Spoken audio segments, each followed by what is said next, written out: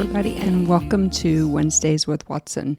It is July of 2024, and you are in for a little bit of a different experience if you are a regular listener to the Wednesdays with Watson podcast. Over the next 2 months, over July and August, we are going to put the podcast on hiatus. However, we are going to re-release some episodes from the first season that most of you probably have not heard.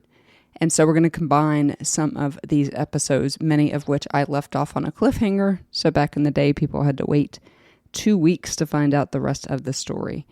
As you're listening to what we are going to share with you today, just keep in mind who you hear talking to you right now and how unbelievably faithful God has been.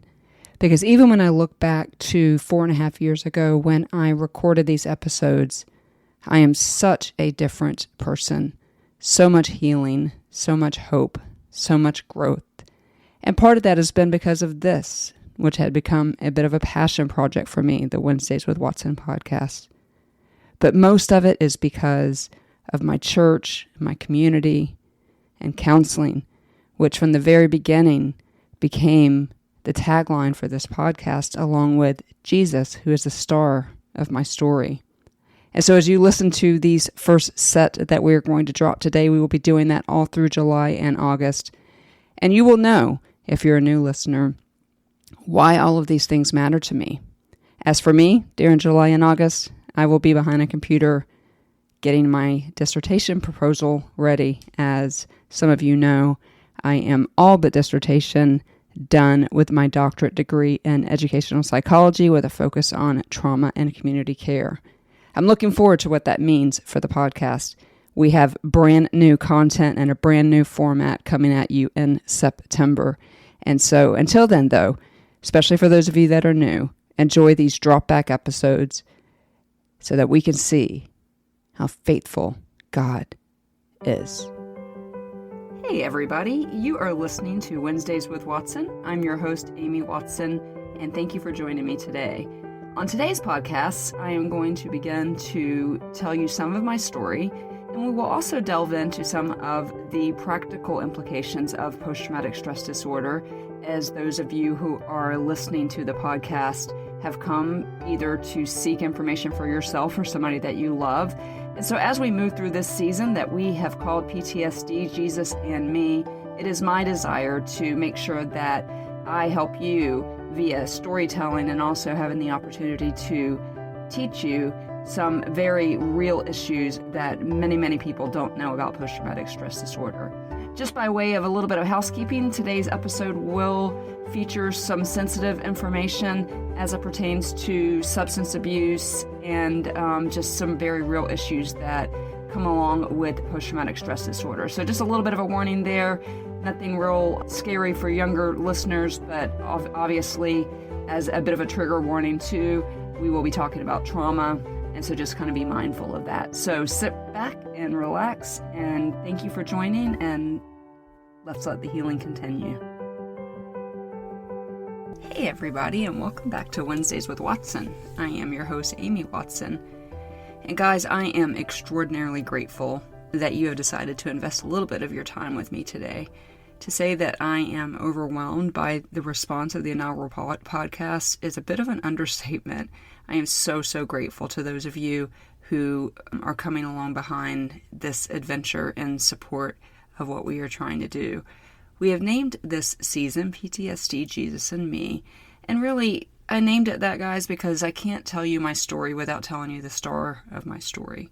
Remember my story. The reason why I'm doing this is to tell you about my journey to diagnosis with complex post-traumatic stress disorder.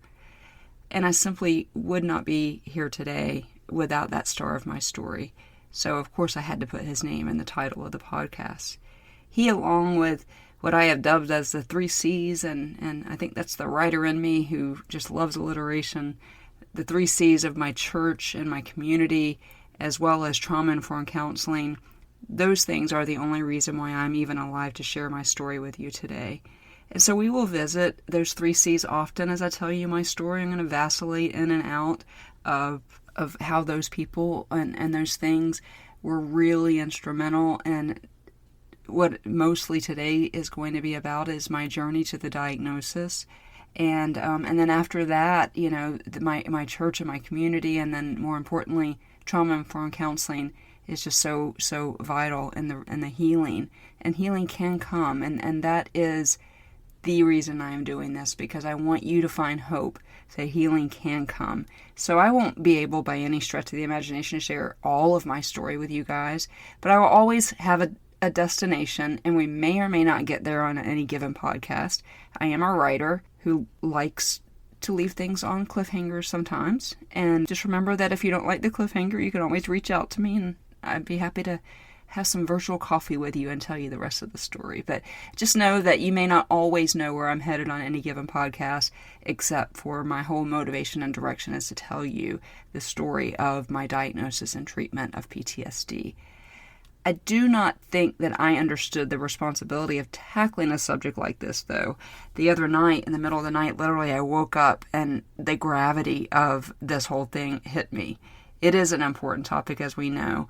That being said, as nervous as I am, and the fact that it is Thursday of the week before this is to publish, and I have literally been working on it all week, that tells you how important I know that this is. But it also fills me with inexplicable joy. I love helping people. And so this is really my sweet spot. You will hear me vacillate so many times between teacher and storyteller, because I am both. I love telling stories. I am an 8 on the Enneagram, and for those of you who know that, you know that Enneagram 8 typically love them some them. And so I love talking about my story, not only because it's a cool story, but because, most people may not admit that they love talking about them. And so I do love telling stories, and I certainly love telling this story.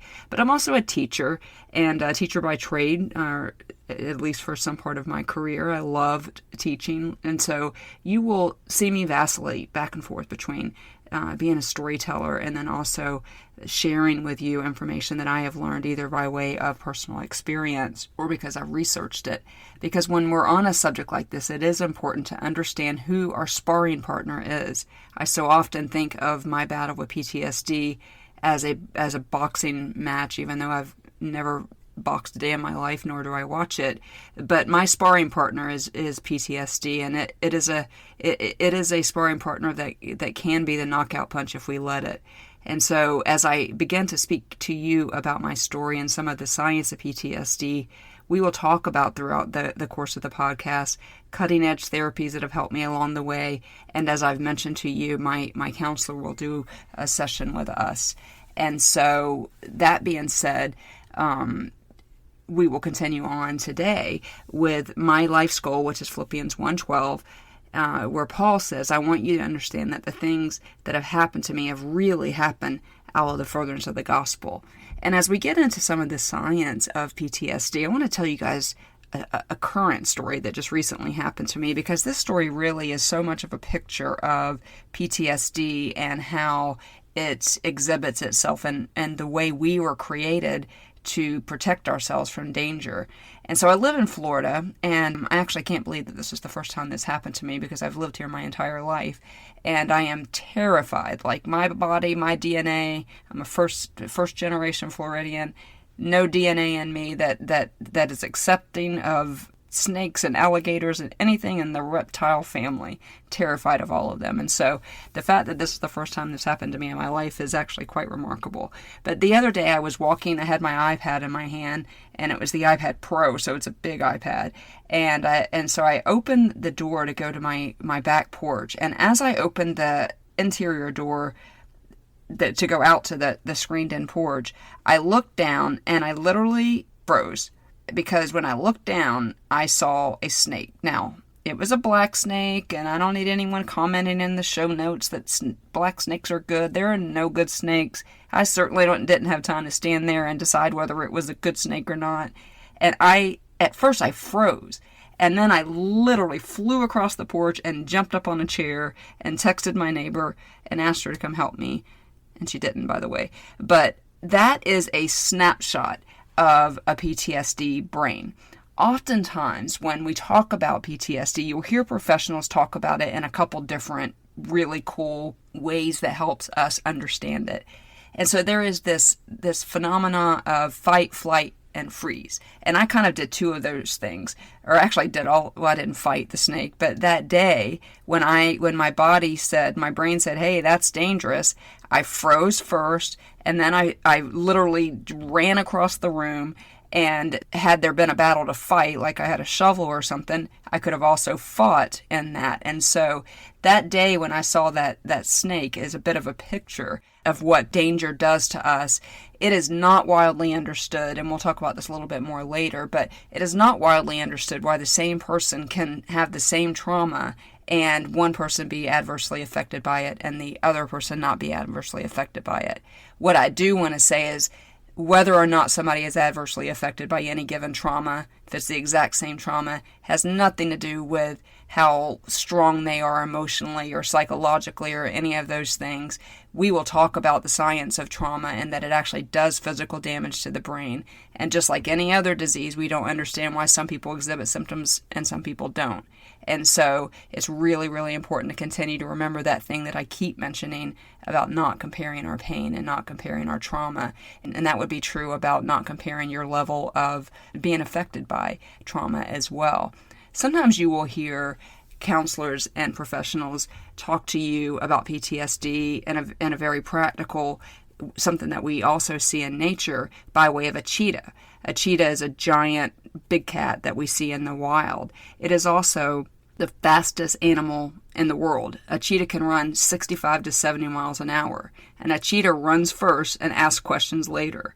And so when we are faced with trauma, our response is often similar to that cheetah because we immediately go in flight mode. We will run like that cheetah, and we will run fast, and we will run hard.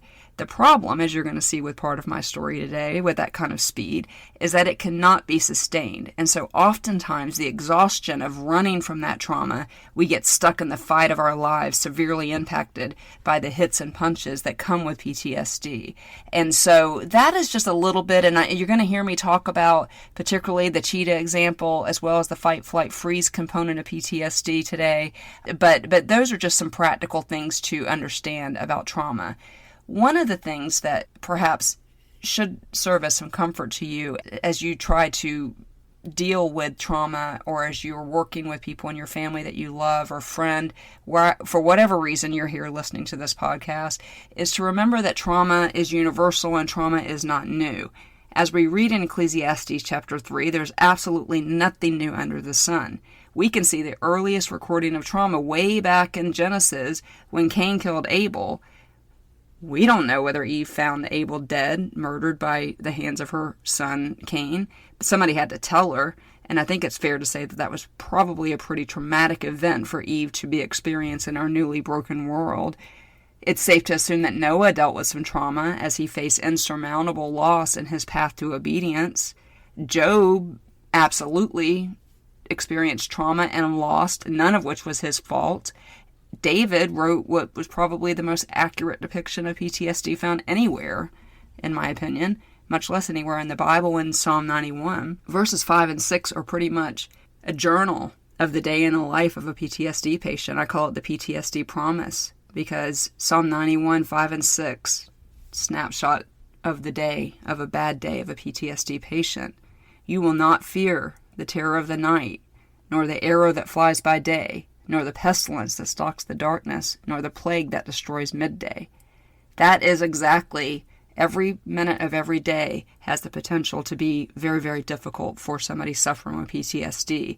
And so David clearly had some trauma going on, as did many of the people that wrote the Psalms. Obviously were going through some difficult things.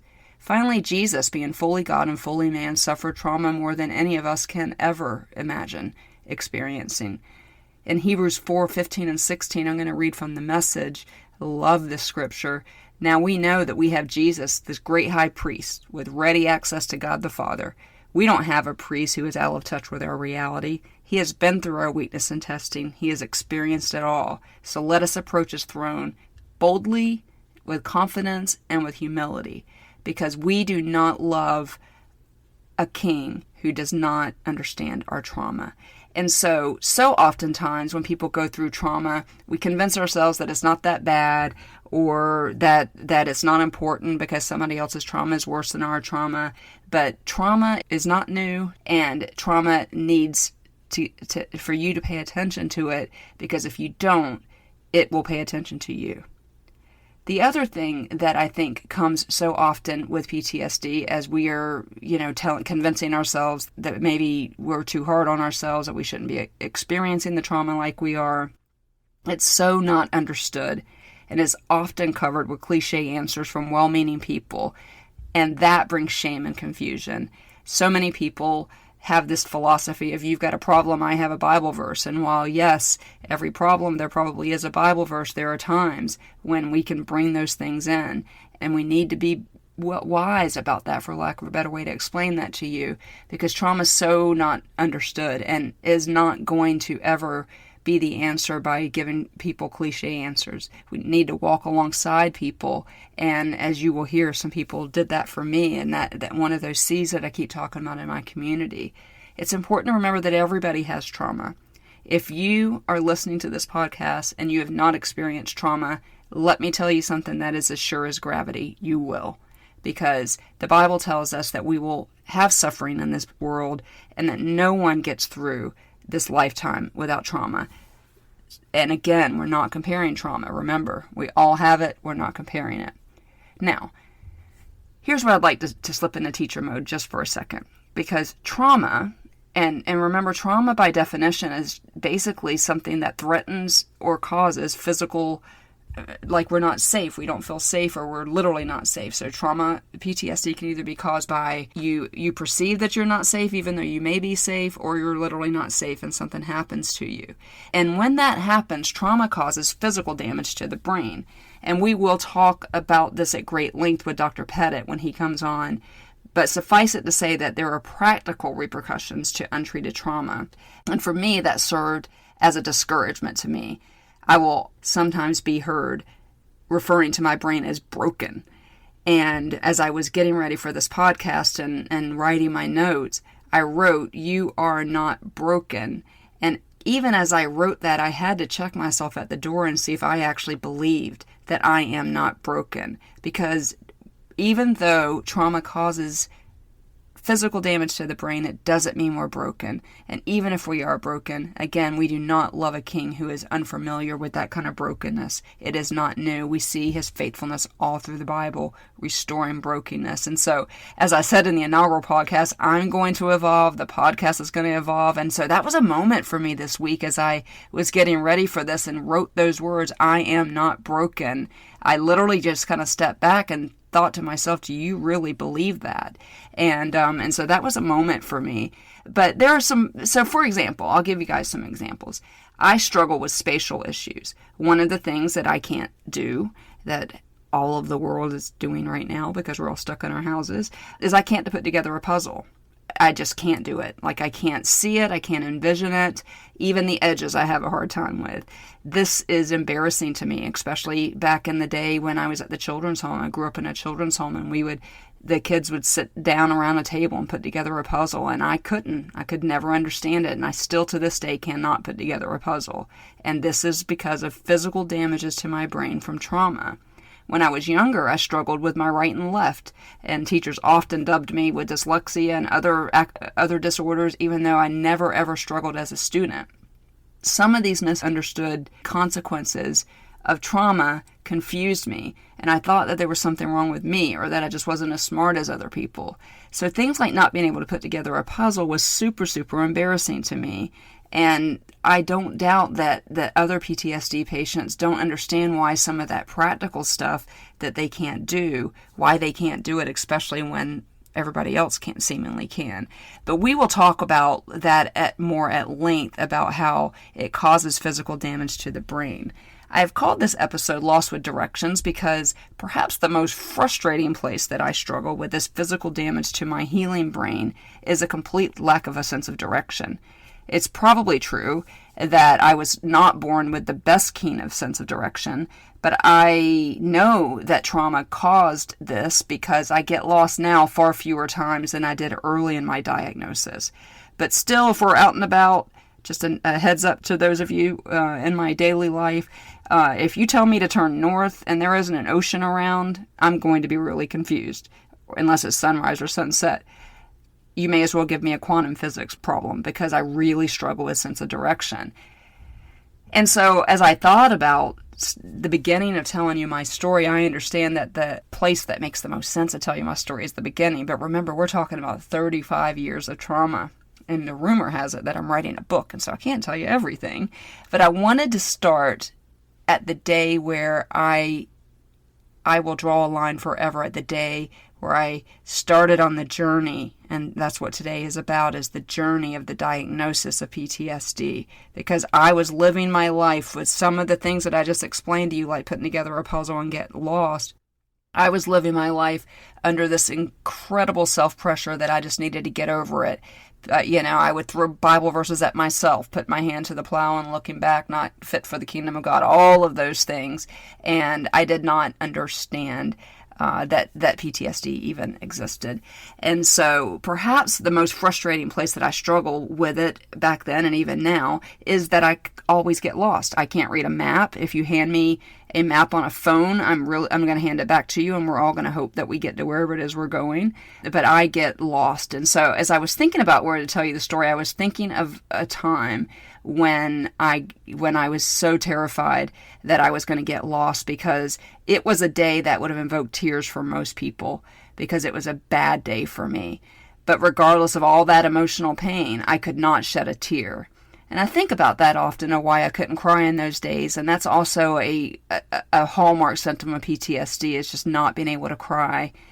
And here's why you can't cry: because cheetahs can't run and cry at the same time. And I was running for my life. That cheetah life was one that I was living, but none of it was without consequence. So the day that I sat at the light at the intersection of McMullen, Booth, and Drew, I noticed this big giant building on the corner of that intersection.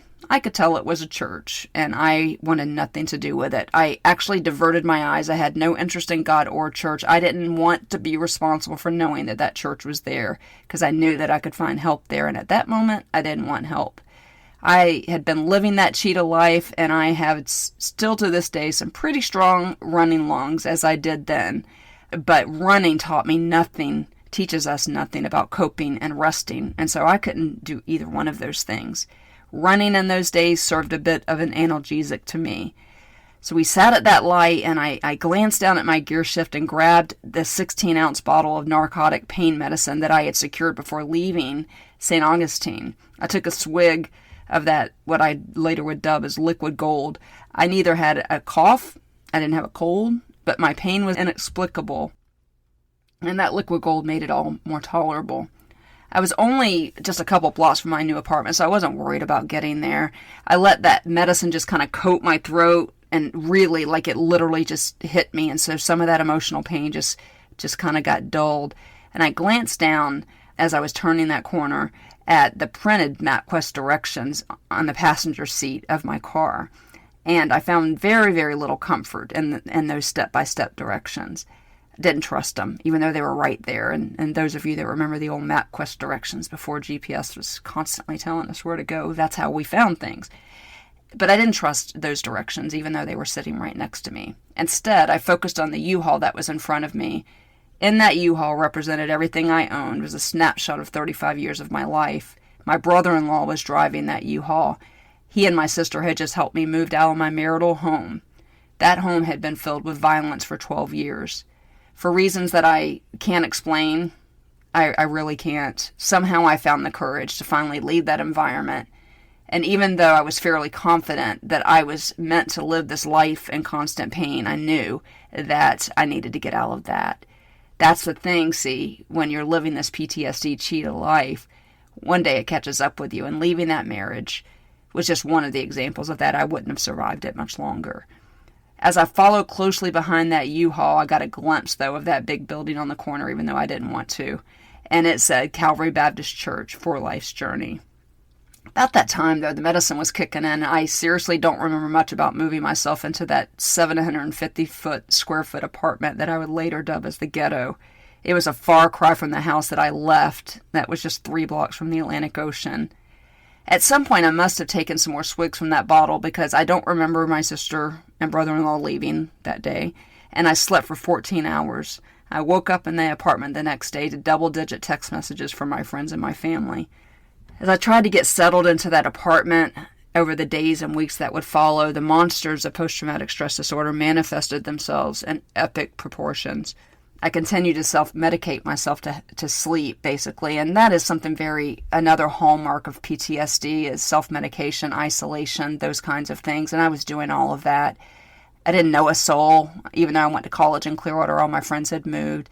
As I unpacked my stuff, I unpacked 4 or 5 Bibles and at least that many Bible studies that I had taught over the years. Yet I was still just as lost, just like I was that day in the car. Like those directions were sitting right next to me.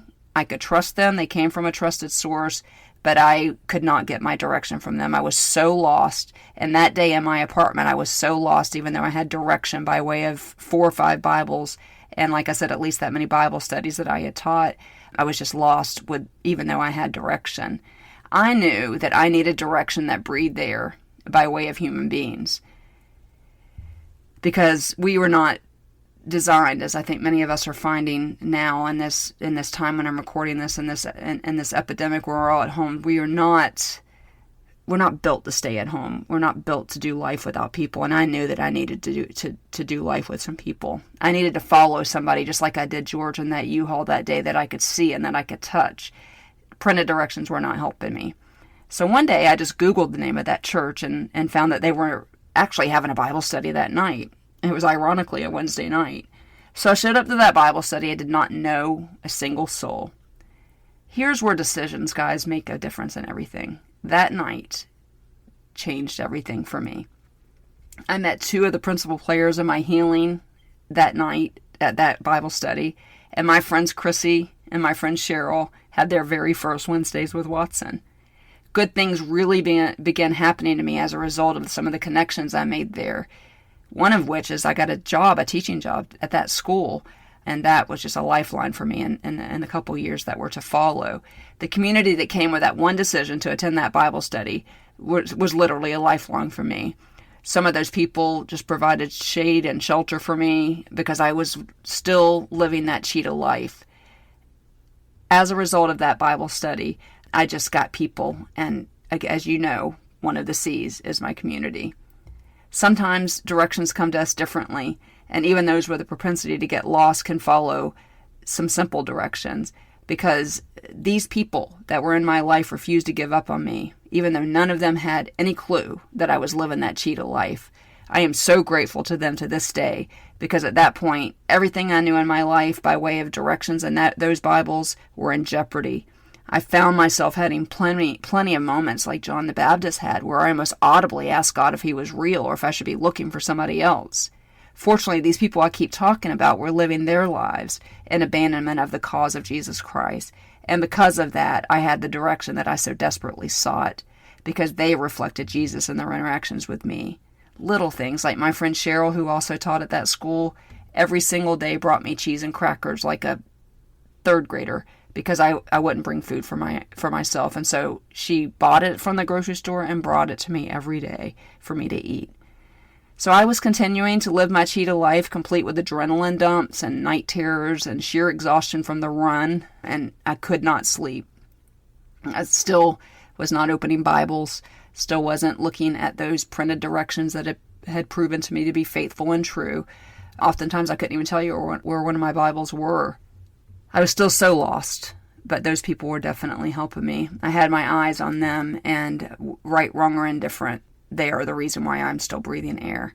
But the repercussions of that cheetah life was bound to catch up to me, and catch up to me it did. My first class of the morning that I taught was a chemistry class at 7:45. To say that I am not a morning person is a bit of an understatement, but that was especially true because my nights were filled with terror and trauma flashbacks. And if you have PTSD, even if you've never been diagnosed, if you've had a flashback, you know exactly what I'm talking about. During the day, I was operating off of adrenaline dumps and caffeine. But one night, I was just so frustrated with not being able to sleep. I watched as every hour clicked by, and I played that same game that we all played. If I go to sleep now, I'll get X amount of sleep. And as that X number began dwindling down, I was determined to fall asleep. And so I started taking a Klonopin, which is like a Xanax or a Valium, for every time I saw that clock hit another hour. I had been prescribed Klonopin for anxiety, but I was only supposed to take one of them. But every time I saw that clock hit an hour, I took a Klonopin. And by the time I got up to take a shower to go to the work the next day, I had taken 9 Klonopin and slept 0 hours. That next day, I taught my long stretch of those 6 classes in a row.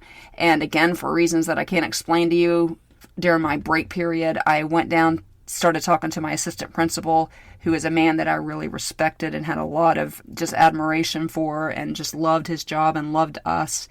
And so I told him what happened. And he just looked at me gently and asked me if I could teach my next class. And when I told him that I could, he said, "Come back and see me after you get done with the class." And so I didn't think much about that, and I went back up and taught my 7th class and roamed back into his office. And when I did, my friend Cheryl was there, and she looked upset, and I can't be sure. Maybe she can answer this for you one day, but I was pretty sure she had been crying. But we were going for a ride, apparently. Aaron and Cheryl had investigated where they could take me to get help, and a few hours later I found myself in the emergency room with Cheryl, where I would admit myself to the psych ward and finally stop running. I could not cry. I wasn't scared. I was somewhat grateful that someone else had taken the responsibility to take care of me. As all the paperwork got ready, I continued to communicate with my friends on text message. Still was fine. Still wasn't scared.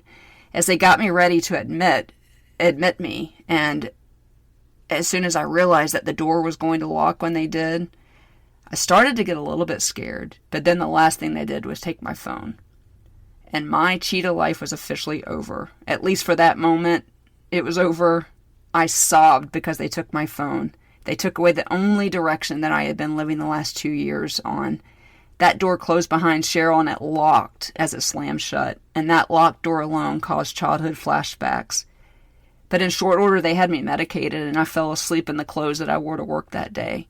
That night, the cheetah in me just stopped, and it's still to this day, one of the best nights of sleep I've ever had. The days that were come were some of the hardest of my life, and it landed me at the feet of Jesus, who I understood was not unfamiliar with my sufferings. And because there was nothing else to distract me, I found a Bible in the psych ward. It was the first day of the rest of my life. The cheetah retired that day, and I can't wait to tell you the rest of the story. I will love you for you. I will give you the love that you never knew.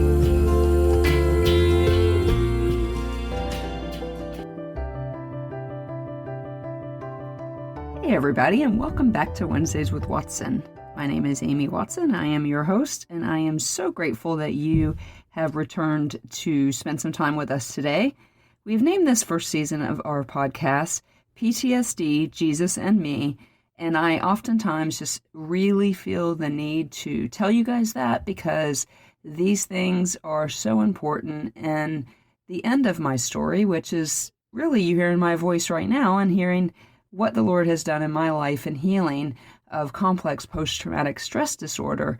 Certainly, though, that would not be possible without what I have dubbed as the 3 C's and the star of my story in my church, obviously, and my faith in Jesus, my community, and also trauma-informed counseling. And so I will never apologize about saying that every single week because it is absolutely impossible to tell a story, fiction or non, without telling you about the hero. And certainly, while God provided many heroes along the way by way of community, he absolutely is the star of my story. This podcast has already been so rewarding and so interesting to me. It is a hybrid of my telling you the story of my journey of being diagnosed with post-traumatic stress disorder, but it is told in story form. And while you don't need to have listened to the podcast before it might be good for you to go back and listen to those, but it's not necessary because I am integrating, telling you my story and my journey of the diagnosis and treatment of PTSD, along with some science of PTSD to help you understand this phenomenon that is really way more common than I think any of us know. One of the most popular questions that I continue to receive from the podcast is really asked in various forms, but really the question is the same, is how do I know if I have PTSD? Now, certainly I am a patient. I am not an expert. I am not a doctor. I almost have a minor in psychology from college, but all I can tell you is about my journey. But I will tell you that if you're asking me if you have PTSD, I think my answer to you at that point is inconsequential, because clearly there's a reason why you're asking that question. And so by way of talking a little bit before we pick up where we left off as a cliffhanger, I'm sure most of you love me for that. Before we pick up where we left off there, one of the things that might help us all understand is really, what is this definition of trauma, and why do some people experience the same trauma and have zero effect, and some people can see or experience that same trauma and be heavily affected, many times in the form of a diagnosis of post-traumatic stress disorder? And it really depends on who you ask. And certainly there is a prominent place for biblical counseling when we talk about PTSD. And that school of thought many times, and I don't think it's a wrong one, many times will define trauma as an interpretive disorder, meaning the way we receive the traumatic event, and understand that could be anything from witnessing a car accident to being in a car accident, to being in war, to being on the front lines in a hospital. Many, many different things can cause trauma when we are our perception is that we are not safe, or that we are physically are not safe, or that we see something. Many people that survived 9/11 clearly suffered from PTSD because of the atrocities they saw on that day. But oftentimes trauma affects us in many different ways. Physiologically, we're all different. Certainly the lens in which we view things that come into our lives, experiences that we have had going into seeing that, all are going to color what affects us. But the fact of the matter is that if you're asking me that question, my answer to you is both largely uneducated and inconsequential, because it means you're hurting, and it does mean that there's something jumping up and down that needs to be addressed. While we're talking about questions coming into me on the podcast, there are a couple ways you can do that. And I will list those at the end of the podcast, which includes all of my social media platforms in addition to my website. But I'd like to pick up from when we last spent time together. When we last spent time together, I left off telling the story about how my friend Cheryl had taken me to the emergency room. I checked myself in to be admitted to the psych ward. And when I left you last, Cheryl had left me behind those locked doors in that psych ward. But before I pick up on that story, I want to back up a bit, because it is my desire, obviously, for this podcast, for you to know the whole story, and for you to get a front row seat to the healing that has been described to me by more than one person. Amy, the healing that we've seen you just since we've known you, the healing that we see God has performed in your life really is akin to someone beating stage 4 cancer. And so that is not something that I've ever taken lightly. And I do understand that I am recording this podcast today because of so many things that happen. And so before I pick up behind the locked doors of that psych ward, it's important for me to back up just a little bit and help you understand why really we believe that was the time that my body decided to give up, and that was the time that I needed to be in the hospital. And so I mentioned to you both Chrissy and Cheryl, both of whom I met at a Bible study after leaving my marriage that was filled with violence for 12 years. Chrissy was one of those people, and many of you listening to this podcast know who Chrissy is, and many times will hear me refer to her as my sister, because that is in fact what she is in my life, as well as her family.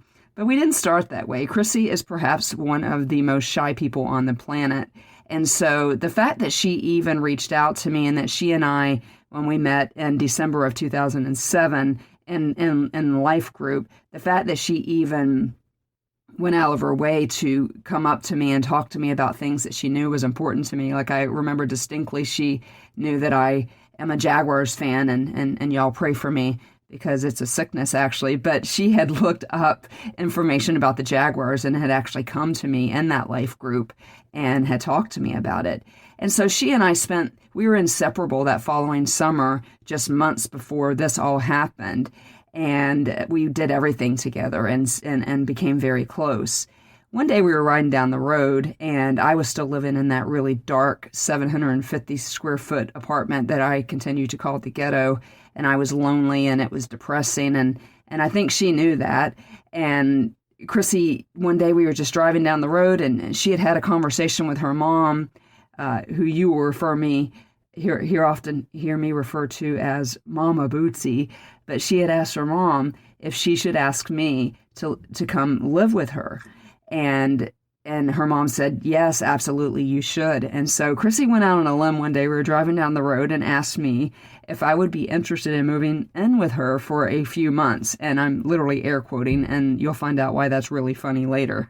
As I mentioned, she and I had spent a lot of time together after meeting at church that previous December. Part of the story that will come next, and maybe even in the next podcast, will be from Chrissy, because there is a perspective that she has that she could share with you. For those of you who are listening to this podcast because you love somebody with PTSD, I want you to have her take on this part of the story. And so, but since it's my story, I get to go first. When I responded in the affirmative that I would love to move in with her for a couple months to save money, I even surprised myself. I thought she was going to drive off the road, though, and she will tell you to this day that she was terrified of asking me to come live with her. I guess maybe I don't know, guys. I guess I kind of give off a Miss Independent vibe, or maybe I did then. But either way, she was pretty scared to ask me. And I don't know why. I don't think I'm scary at all. Maybe I was then. Anyway, she and I negotiated rent because I refused to let her give me anything. After all, I have been supporting myself since I was around 7, with the exception of the time that I was in the children's home. I have worked, and if I ate, it was because I worked. If I had shelter over my head, it was because I worked. And so I wasn't going to let her give me anything. When I said that to her, though, she used some skill, and she told me that if I would go to counseling and use the money for counseling, that I could live with her without paying rent.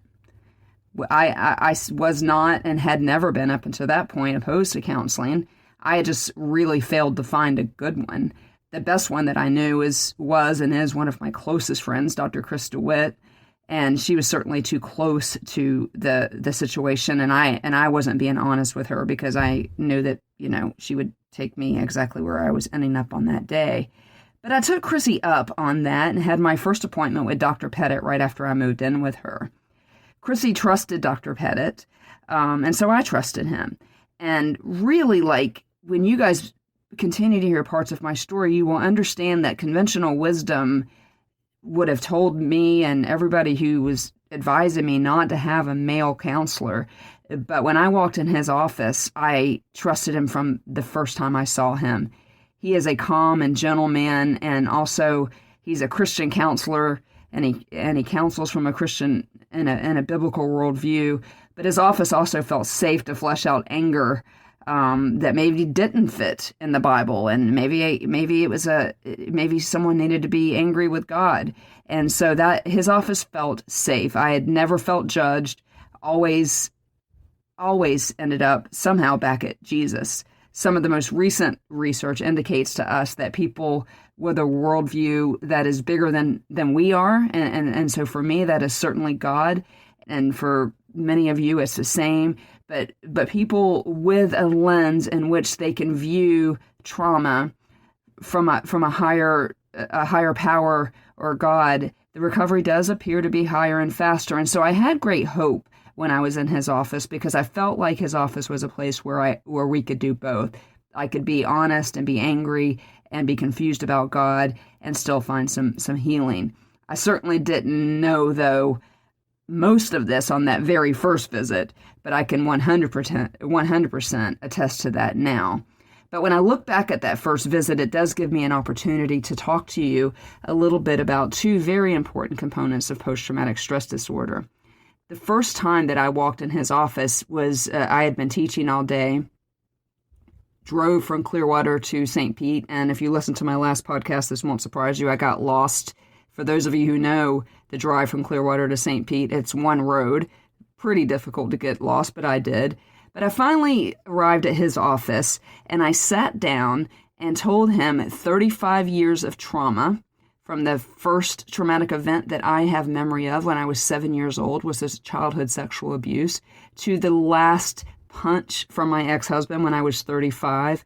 I told him those stories like I was giving him directions to the bank. Zero emotion, all the name it, claim it stuff in there. He and I remember that first appointment exactly the same. I was smiling, I was upbeat. I told him the story like I'm telling it to you, maybe even in some creative storytelling language. But I essentially told him with zero emotion. I quoted my favorite name it, claim it stuff. I threw in my favorite verse, Philippians 1:12. I told him it was worth it all to me if somebody could get help, that I really wanted God to use it. And certainly that's still true today.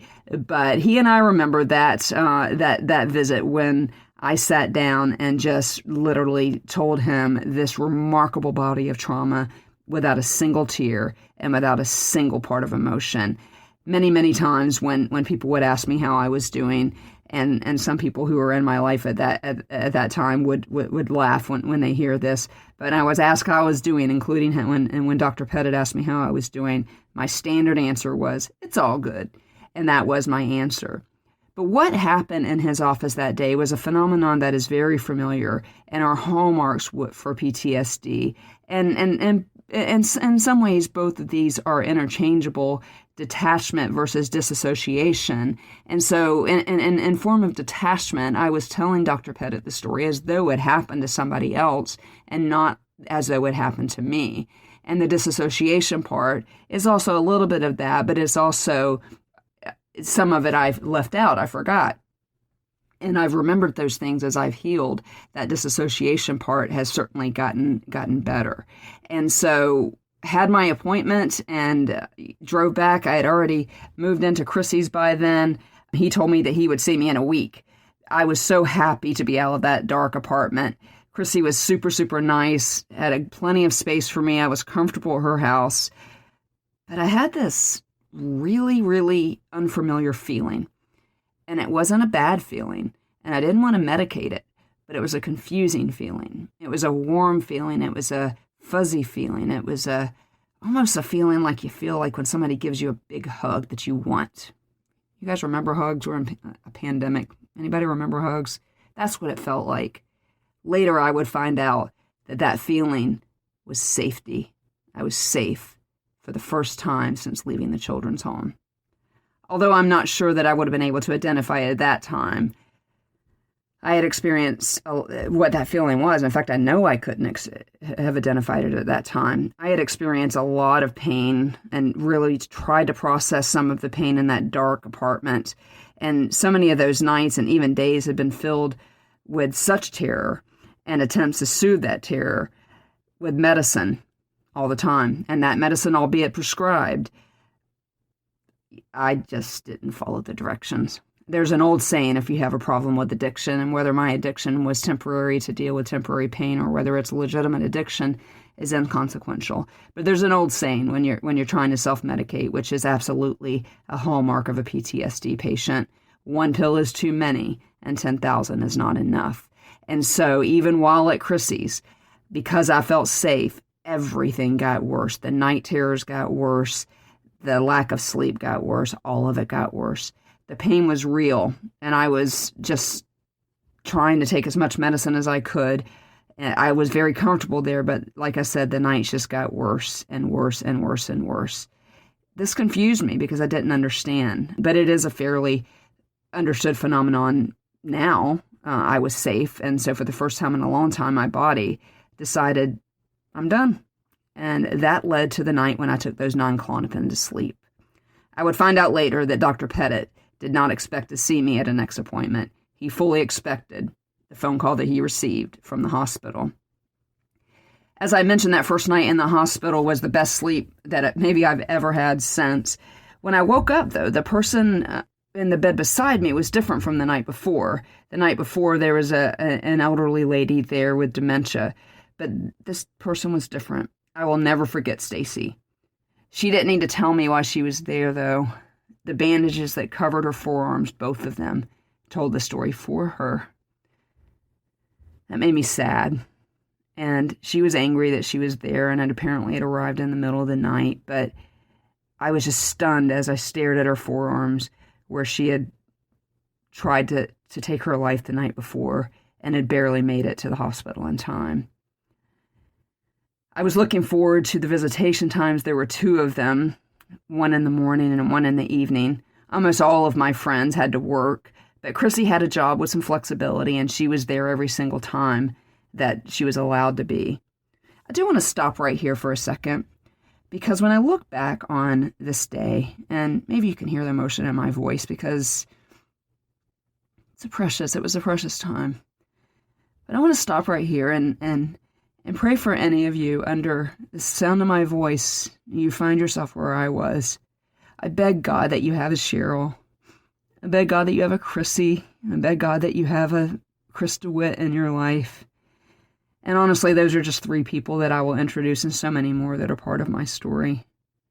I beg God that you would understand that I had 2 of them in my life because of that one decision to go to that Bible study. Because that one time, God really gave me the strength to not isolate. That one night, isolation is such a hallmark of PTSD.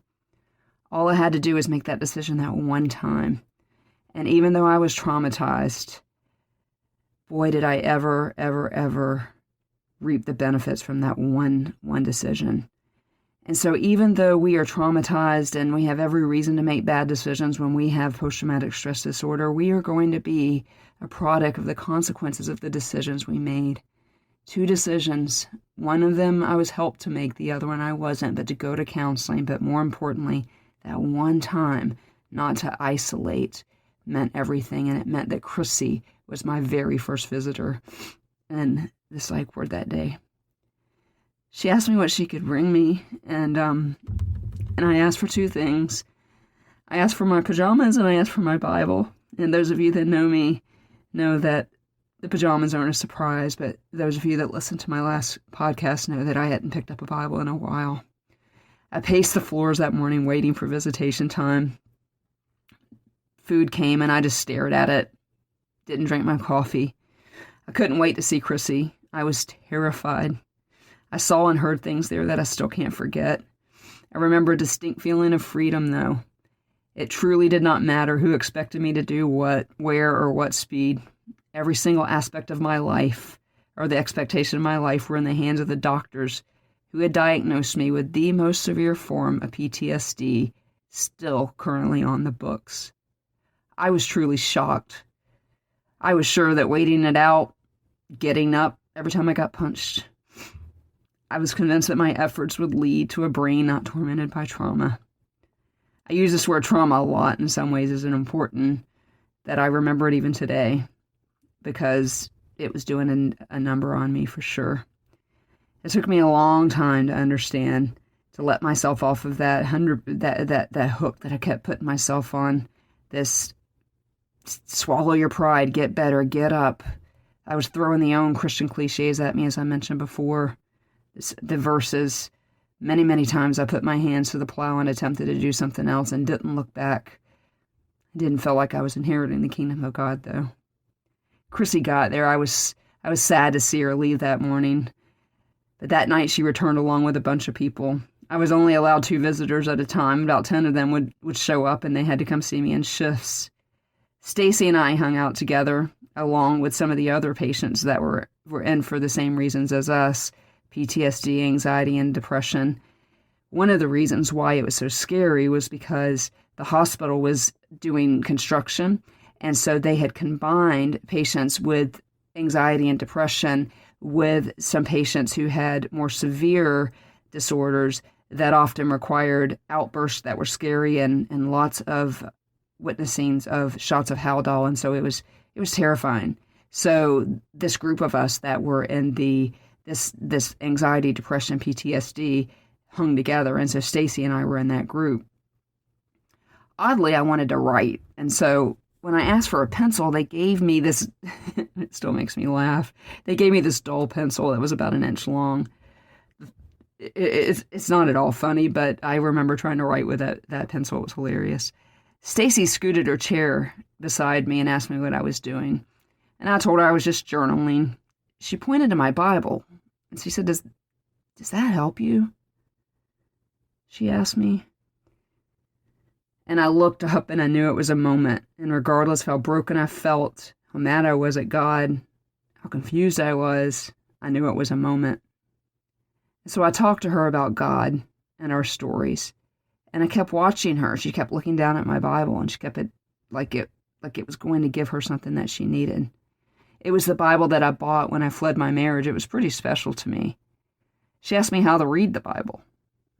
And of course, I hadn't read mine in a while. Suddenly, the teacher in me came out, though, and so I shared with her the birthday verse idea. I don't know where I got the birthday verse idea. I was sharing it with somebody recently, and I couldn't remember who to give credit to. I guess it's possible that I made it up. But, for example, your birthday verse is your birthday month and your birthday. So my birthday is December 1st, and so my birthday verse that I picked is Romans 12:1. So you go through the entire Bible and you look up the month and the day and you pick the verse that works for you. And so I said to Stacy, hey, what's your birthday? She said, my birthday's on Halloween. I said, okay, well, let's start in Matthew chapter 10, verse 31. So I opened my Bible to Matthew chapter 10, verse 31, and here's the verse that God gave Stacy and me. Do not be afraid. You are worth more than many sparrows. Stacy told me that she wanted to believe that. She would make eye contact with me, but looked down and played with the frayed parts on her bandages on her wrists. I could tell you this, I was way in over my head because I wasn't even sure I believed her birthday verse. We were both terrified. Neither of us believed we were valuable. I still fully, though, understood the gravity of that moment. I told her what I could about how much I loved Jesus, in spite of the fact that I was sitting in the psych ward after taking too much medicine to sleep. She asked me if I was trying to kill myself, and with a clear conscience, I told her I wasn't. But I also told her that I wasn't a super fan of staying on the planet either, but that I understood that Jesus could walk me there. I told Stacy that I struggled understanding that I was valuable to him, more valuable than a little old bird that he loves. I watched a sparrow just this morning on my porch, and I was reminded of this again, that how much he loves the sparrows. I told her, I said, I don't understand, Stacy, how I'm valuable, how all these things happen, but I know you're valuable, and I know I'm valuable, and we don't have to be afraid. I told her I planned to keep fighting. I really wanted to tell her that I was fighting because I believed I was worth something. But while I believed that verse in my head, I could not make that truth stay in my head. I told her I was going to fight. I was going to fight for the people that love me, and maybe somewhere along the way I could fight for myself too. And I told her, if you need to fight for somebody else right now, you fight for them. You'll fight for you at some point. One day we'll both realize how valuable we are. I told her I was borrowing the faith of my friends because I was having a hard time finding my own. But I knew it was there. I told her that my faith wasn't weak because I was in the same place as she was, in the psych ward, but that God's promises were strong. The reality is I had beat myself up plenty of times and I felt weak. I didn't feel valuable, as I continue to mention. I preached Bible verses to myself, so often misused in these cases. I was tired of putting my hand to the plow. I was tired of working hard to forget and move on, only to have one more burden placed on me. I needed to look back, and sitting in that psych ward forced me to do that. I told her that both of us could work on understanding and accepting our value and giving some respect to the pain that landed us in that hospital. The deepest part of me then, and especially now, believes that I am valuable. But I have to be reminded. It is where I get attacked. The place that exhibits itself in behavior that results in not taking care of myself, not eating, just all kinds of stuff that I just have to do every day that's for some of you is second nature. She asked me if she could have that Bible, and when she got out of the hospital 3 days before I did, she took it with her. I continued to think about Stacy and her birthday verse and the promise written there. Even though it felt like I was talking to thin air, I threw out some words to God, asking him to give me the will to live. I did not have it. I also believed the beautiful descriptions of heaven, and even now envisioning arriving in heaven and getting this big giant welcome hug from Jesus, so comforting to me. I was then, and in some cases am now, so tired and weary from the constant bouts in that boxing ring that just kept layering trauma atop of trauma. Every day we would all line up at the door of the doctors as they came on the psych ward, and we all hoped that day would be the day they would release us. Day after day, they would tell me, one more day. And then that day came, and I was still there. Chrissy came every time she could, and so did others. It was hard not to see the concern in all of their faces, but it seemed like there was something that they weren't telling me. Finally, after 5 days, Chrissy told me to eat at meal times and maybe they would let me go home. I had continued to spend days pushing the food around on my plate, leaving it right where I found it. I started attempting to eat or got good at hiding it, and finally they let me out of the hospital. I walked out the doors of the hospital, and across the street was the Pinellas County Courthouse. And on the way home, I found out what they were not telling me. While I was in the hospital, my ex-husband sent a series of emails with threats to kill me in some of the most graphic ways you can imagine. And whatever communication God and I were having over that whole value thing was gone, because I simply could not understand why he could not give me a break. I was done. I went home with a stack of medication, and I plan to use it too. Her office is shrinking a little each day. She's the woman whose husband has run away. She'll go to the gym after working today. Maybe if she was thinner, then he would have stayed. Hey everybody, and welcome back to Wednesdays with Watson. By now you know, my name is Amy Watson and I am your host, and I am so excited that you have decided to join us again for episode 4 of season 1 of Wednesdays with Watson, which we are calling PTSD, Jesus, and Me. And as every week, I make sure that I just remind you guys, because there really isn't a way to tell this story without telling you about the star of my story, who is just the central theme and those 3 C's that I keep giving you guys. With church and community and counseling, I simply would not be here today to tell you my story, period, without any of those things. And so I am so grateful to be able to do that. One of the really cool things that has happened over the last 6 weeks and over the last 3 podcast episodes is people are reaching out to me with questions about post-traumatic stress disorder, whether that's for themselves or for somebody who they love.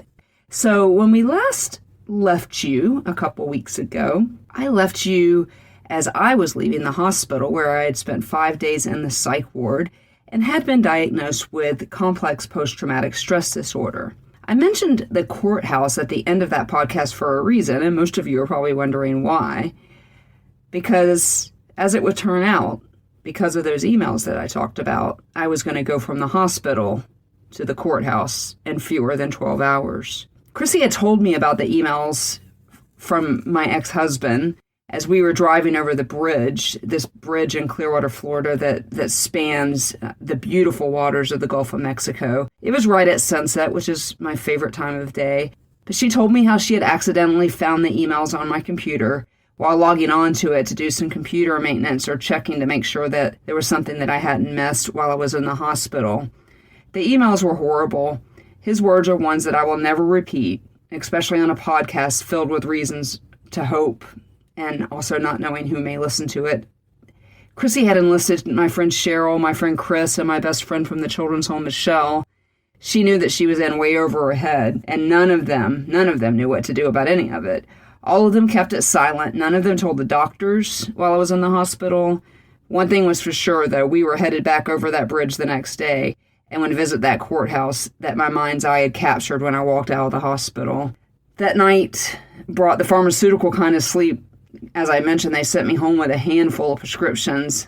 One of them acting like a tranquilizer that put me into some sort of unconscious state that I oftentimes struggled to even wake up the next morning. I didn't overtake any of those medications. They had given me significantly high enough doses, and so I didn't need to. It accomplished the mind-numbing, body-resting kind of result that clearly I needed. I would learn later that they had given me so much medication because my body just needed to calm down. It had not done that after all those years of trauma. They needed my actual physical body to rest, and so they threw every single medication that they could at me. I do think that, as I've often mentioned to you, that I'm going to take the opportunity to be both a storyteller and a teacher with you, and I'd like to take this opportunity to talk about medication and mental illness. I don't believe that the stigma that used to be tied to medication is still there, but unfortunately, particularly in the church, sometimes from pulpits and counseling offices and stuff like that, some people are still advocating that we not take medications, that makes our faith weak, or that makes us not trust God, or any number of things, any number of false facts, for lack of a better way to explain that to you, thrown at people when it comes to taking medication. But there is an absolute, and mine was one of those times, an appropriate time for medication, and you should never feel badly for taking medication, just like you wouldn't if you had diabetes and you needed insulin. Even Jesus used medication when he healed people, and even Spurgeon, one of the great minds of the modern Christianity generation, had this to say as he himself struggled with depression. Spurgeon wrote, "The mind can descend far lower than the body, for in it there is a bottomless pit. The flesh can bear only a certain number of wounds, and then no more. But the soul can bleed in 10,000 ways and die over and over again each hour." So even Spurgeon, who we all would respect as somebody who theologically is about as sound as it gets, understood that depression, anxiety, and probably PTSD existed in his time, and that the mind could do more damage than the body ever could, and that there just is no limit, really, to the damage and to the pain that we can suffer in our minds. Medications are provided by science, which is provided by God, as everything is. Like I said, we don't have a problem with people taking insulin for diabetes. PTSD often transfers to both physical and mental issues, and oftentimes need to be medicated. Most Christians believe in a two-pronged approach to these things. However, as I have mentioned over and over, also the importance of counseling, and then even counseling with a biblical worldview plus medications. I understand that not everyone who listens, though, to this podcast believes in the Bible as an absolute authority, but the important thing to remember regardless is that you are not weak if you need to take medications. As I mentioned, we even see Jesus use medication in Luke 10:34. When he was beginning to heal somebody, he said he went up to him, the man who needed to be healed, and bandaged his wounds, pouring oil and wine. Then he took the man on the donkey with him and took him to an inn, and then he took care of him. And so I think even we see in the Bible the appropriate response to situations like mine, and some of yours too. Courthouses, boy, we drove up to that courthouses, they bring some pretty bad memories for me. One of my strongest memories of a courthouse is the spring day when I was just 14 years old. And I literally remember, I can remember what I watched on TV 30 minutes ago. I remember watching the judge terminate my mom's parental rights after she left to marry the last man of 7 who abused me. So driving up to the courthouse that day with the hospital in my peripheral, I had a horrible feeling that I can almost feel again as I'm telling you my story now. Stared at that hospital as we were walking in, and I thought about Stacy, and I wondered how she was doing. Then I remembered her birthday verse, Matthew 10:31.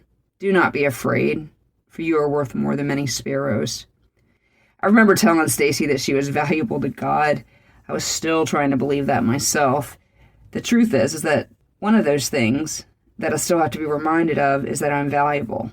And when I forget, everybody knows it because it exhibits itself even today in things like eating disorder, not eating, the temptation to isolate. I still do that. The default classic Watson shutdown, which my friends and family know that they know it. Basically, when I'm not speaking or texting or emailing or engaging, if I'm not on social media all day, we might be in a classic Watson shutdown. As I've mentioned before, while trauma does not define me, it certainly has left an indelible mark on me. And while I didn't see it then, but I do see this trauma and even its indelible marks on me.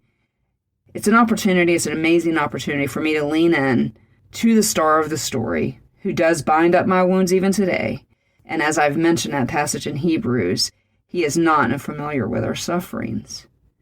When I got home from the hospital, I managed to find one of my Bibles, and I opened it up to Stacy's birthday verse so that I could read it again, and maybe somehow absorb the truth of my value to God, and that despite how scary the emails were from John, I did not have to be afraid. The Bible I picked up also had a verse next to it underlined. I didn't remember what life event prompted me to underline this verse in my Bible, and truthfully, it could have been any number of events.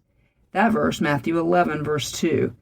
When John heard in prison what Christ was doing, he sent his disciples to ask him, "Are you the one who was to come, or should we expect somebody else?" And so for those of you who don't know, John the Baptist was we call him the forerunner for Christ. It was prophesied that he would come before Christ, and he needed to make the way for Christ. He was sitting in prison on an island somewhere, and he was hearing all these things that Jesus was out doing, healing people, and he's sitting in prison. And the verse says, when he heard in prison what Christ was doing, he sent the disciples back to Jesus and said, basically, dude, are you coming? Or do I need to expect somebody else? That's the Watson version. That's certainly not the way it's written in the Bible. Boy, the truth is I felt John the Baptist at that moment. The truth is I was angry at God. The emails were the absolute lost straw. I can't remember a time in my life when I questioned the divinity and the sovereignty of God more than I did that night. I was still stealing words from John the Baptist because I wanted to know if God was actually going to show up. If I should keep fighting myself, or if I should expect something else to come, or just give up altogether. I always use a boxing ring analogy. Don't know why. Mentioned that before too. I figured I had stayed in the ring. I got knocked down. I got up. I got up every single time. But the emails were the knockout punch, and I wasn't even sure what I believed anymore. The story of how I came to know Jesus is another story for another day. It's actually miraculous in its own right. But not since that day that I was introduced to that life-giving hope had I questioned if the whole Jesus thing was real. And I definitely was struggling to believe Stacy's birthday verse. I felt like that throwaway kid that I had always described myself. The man who had vowed to love and protect me both now hated me and wanted to kill me. And so yes, I wondered if Jesus was real, and probably said it out loud a few times too. If he cared for the sparrows, I wanted to figure out what they did to get him to give them one break, just one tiny break. Chrissy and I arrived at the courthouse and filled out the paperwork, and then sat in hard chairs in that building that felt icky. I knew those walls could tell stories of pain worse than mine, and so I just decided to compare my pain with those untold stories of that old courthouse, and decided my story was survivable at least. You guys remember when I told you not compare to pain? Yeah, don't do it. Just trust me on that one. That didn't work out for me real well that day. We waited for our turn to plead my case. I was there to file for a restraining order. The experience was incredibly difficult, prompted me for the first time in years to pick up my laptop to start writing. I didn't want to forget that day, how horrible it was, and how enraged I was at the process that was pretty difficult for a victim of domestic violence. Some of the words you will hear next are excerpts from those writings, giving you, and me, a real picture of where my heart and soul was on that day. The clerk called my name, and when I stood up, so did Chrissy.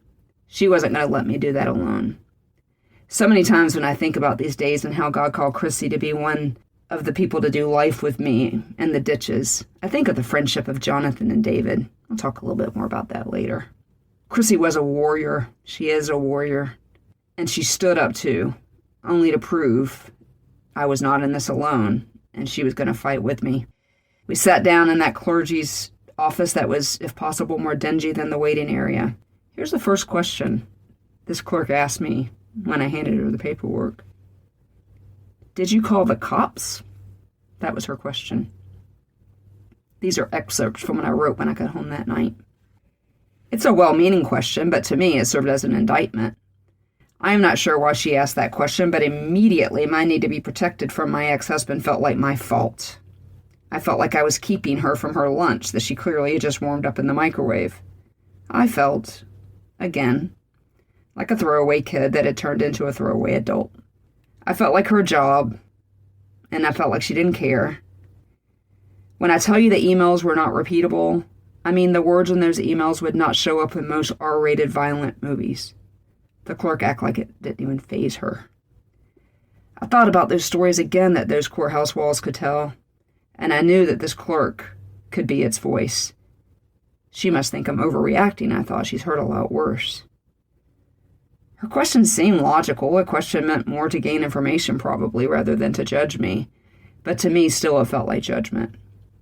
I was sad. I was so sad that the man who had vowed to love and protect me in front of God, our friends, and family now seemed to hate me and wanted me to die at his hands or somebody that he hired to do so. That deputy clerk asked that question, and I stared at her, unable to speak. I didn't have any energy to speak. I felt the salty tears running down my cheek. There's this lump in my throat. I could hear my heartbeats kind of beating now, just like it did then. And I found myself comforted by the consistent sound of that heartbeat. At least I was alive. But it was a sound of brokenness. I fully stepped into my perception of being that throwaway kid. And I couldn't wait to get out of that office, take some of that medicine meant only for nighttime, and go to sleep. I didn't care if it was 3 o'clock in the afternoon. When I was asleep was the only time it didn't hurt to breathe. But back in the clerk's office, I stared over her shoulder and out the window and then turned my head back to look at Chrissy. Chrissy is practical and stoic in these situations, and that was never more true than this day. I tease her that when she gets angry, she has this vein that pops out in her neck. She was mad that day. That vein was popping out. And before I knew it, I joined her in that anger. The courthouse staffer had her eyes locked on me, waiting for an answer to her question. I finally answered. No, I didn't call the cops. I literally just got released from the hospital right across from the street yesterday. Could you please just show these papers to the judge? It is not uncommon for domestic violence victims not to report abuse, and every victim has their reasons. The entirety of my marriage, I kept thinking it would be the last hit, the last punch, or the last verbal beatdown. I prayed every night that my God would fix it. He didn't, and that was increasingly becoming even more not okay with me. During those times, I had nowhere to go. My job was actually tied up in this marriage, and at one point in my life, John Watson was everything to me. But he turned into a monster, and during those 12 years of my marriage, I was constantly fearful for my life. And now, again on this day, with this clerk asking me what felt like the dumbest question ever. Calling the cops, I felt, would make it worse. It would have made it worse then, and it probably would have made it worse during the time. I wanted to slap that lady for asking that question. But at that moment, it didn't matter. It wasn't any of her business as far as I was concerned. She was just a paper pusher, not the judge. Besides, the cops were the people that mattered. And I clearly didn't matter. My marriage didn't matter.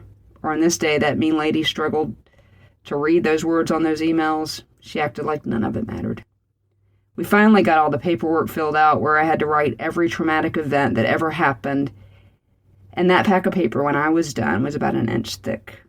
That mean lady took the paperwork behind the temporary door that led into the judge's chambers. She told us to come back in a few hours, and when we did, the judge had awarded me a restraining order and a court date.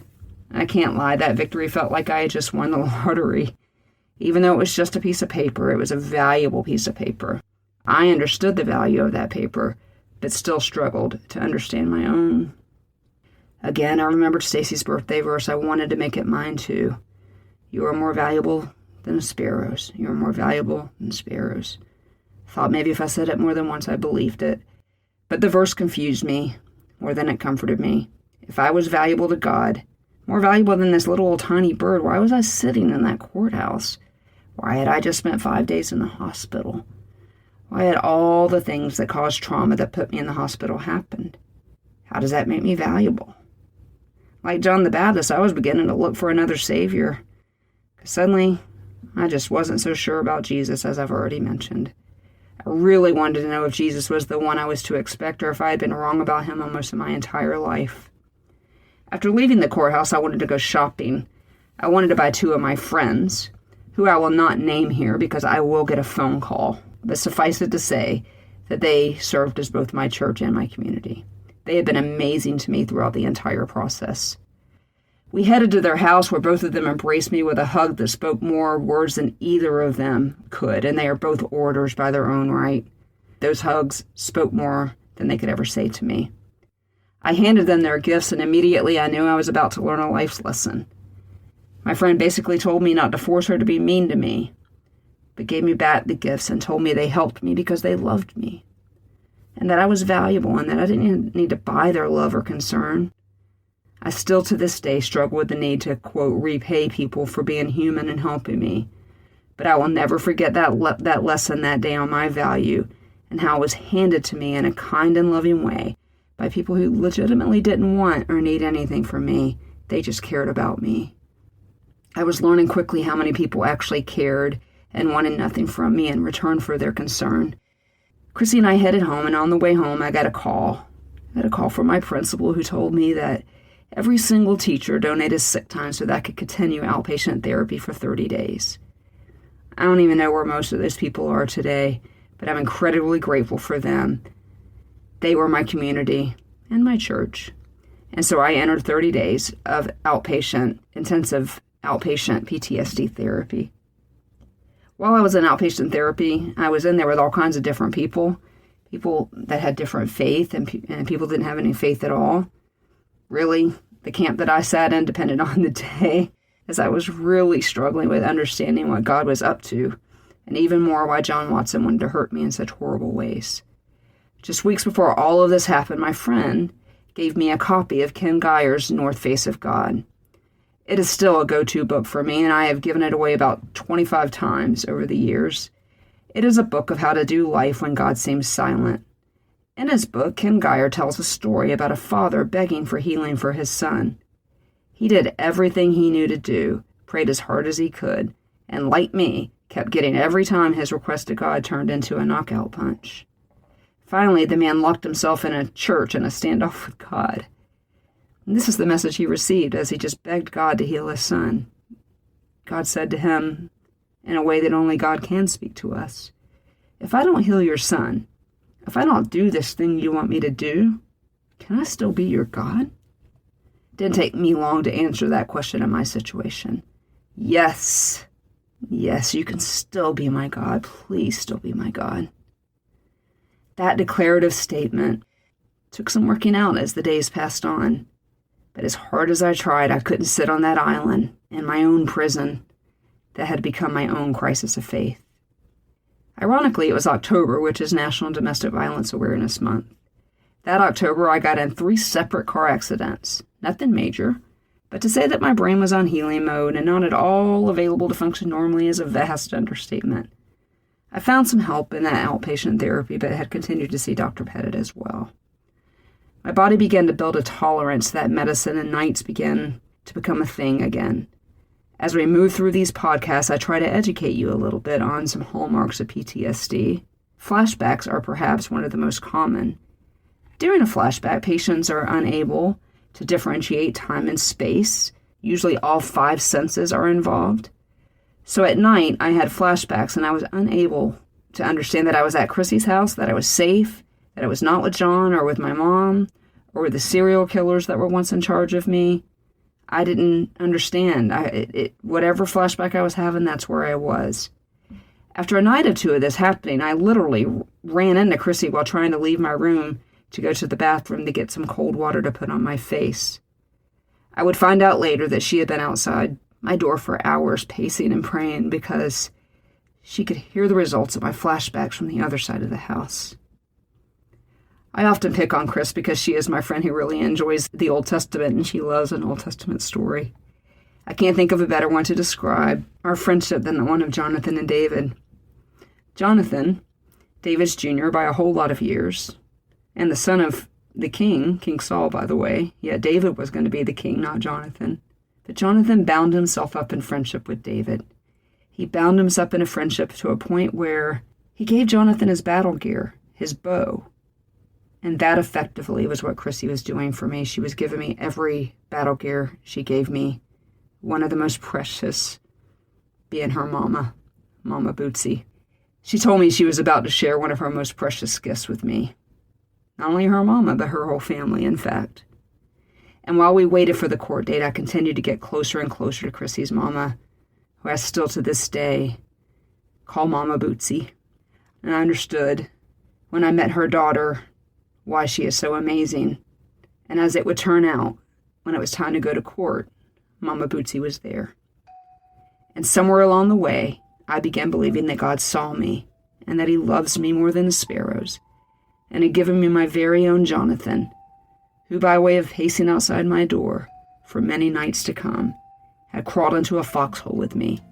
We were going to war, and it would take its toll, but the fight was worth it, because I was finally beginning to realize that I was worth it. Hey guys, it's me again, and we are still in 2024. Thank you for listening to these throwback episodes of the Wednesdays with Watson podcast. We would love it if you subscribe to the podcast. You can do that right there in your app. Wherever you are, you can follow us, a check mark at the top right-hand corner of Apple Podcasts. And then just write in other apps. You can just follow or subscribe and help the show grow. As we go into September, we will be having new content, as I mentioned at the beginning of the show, and a new format as well as I get closer to finishing my doctorate degree. One more thing by means of housekeeping, if you are so inclined, the Patreon link is in the show notes, and so if you want to support what we're doing here, which is to help people who cannot afford counseling, please just click on that link and you can support us for as low as $5 a month, as many of my listeners do. And so until 2 weeks from now, when we bring you some more throwback episodes, I want you to remember what I always say, and I never leave a microphone without it. You are seen, you are known, you are heard, you are loved, and you are so, so valued. And ask yourself today, can you answer the question in the affirmative, just like I can? Has he been faithful for all of your life?